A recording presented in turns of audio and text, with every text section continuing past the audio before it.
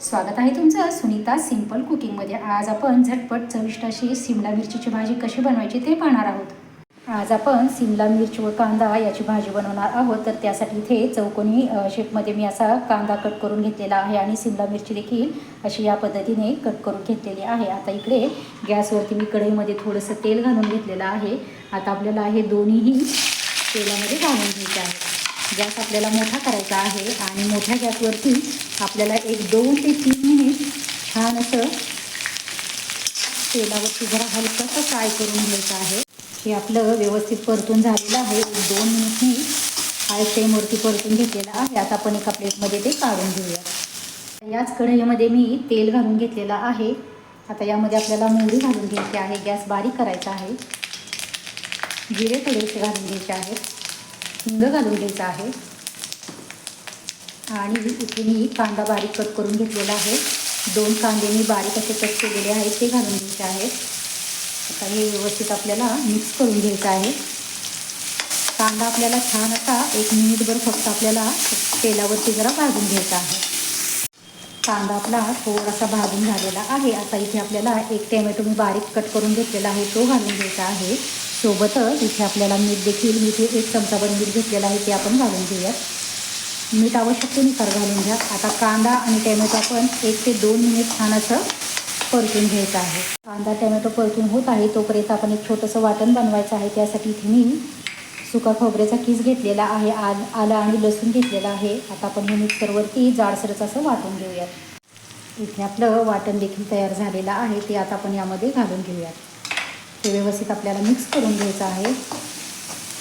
सोबतच इथे आपल्याला हे वाटण परतत असतानाच काही मसाले देखील घालून घ्यायचे आहेत। इथे आपण हळद अर्धा चमचा छोटा आहे तो घालून घेऊयात। लाल तिखट आपल्याला 1 चमचा घालून घ्यायचा आहे। घरगुती काळा मसाला घेतलेला आहे। घरगुती काळा मसाला 1 ते 2 छोटे चमचे घेतलेले आहेत ते घालून घेऊयात।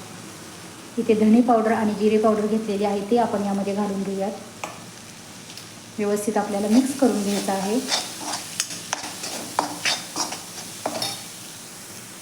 आता आपलं मसाले छान परतून व्हावेत त्यासाठी अगदी थोडंसं इथे मी 2 ते 3 चमचे पाणी घेतलेलं आहे। आता हे व्यवस्थित मिक्स करूया आणि आपला हा सर्व मसाला आपण 1 ते 2 मिनिट छान असा आपण भाजून घ्यायचा आहे मीडियम गॅसवरती।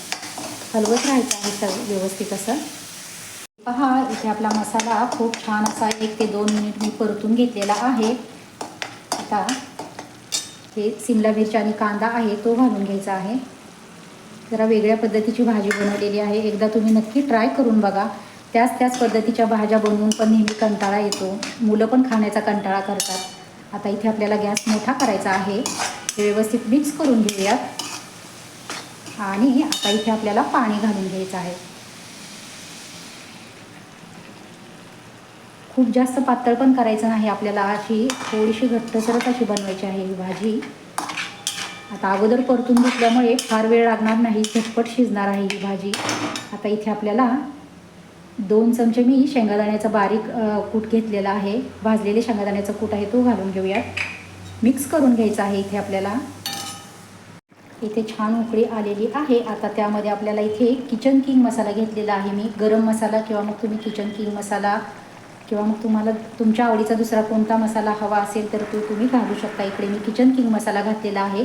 इथे कसुरी मेथी घेतलेली आहे, हातावरती चोळून अशी घेतलेली आहे, ती देखील आपण यामध्ये घालून घेऊयात। म्हणजे चव खूपच छान भाजीची आपली बनून तयार होणार आहे। आता मीडियम गॅसवरती आपण एक 4 ते 5 मिनिट फक्त आपण ही भाजी शिजवून घेऊयात आणि गॅस बंद करूयात नंतर। इथे आपली भाजी छान अशी बनवून शिजून तयार झालेली आहे। आता गॅस बंद करूयात।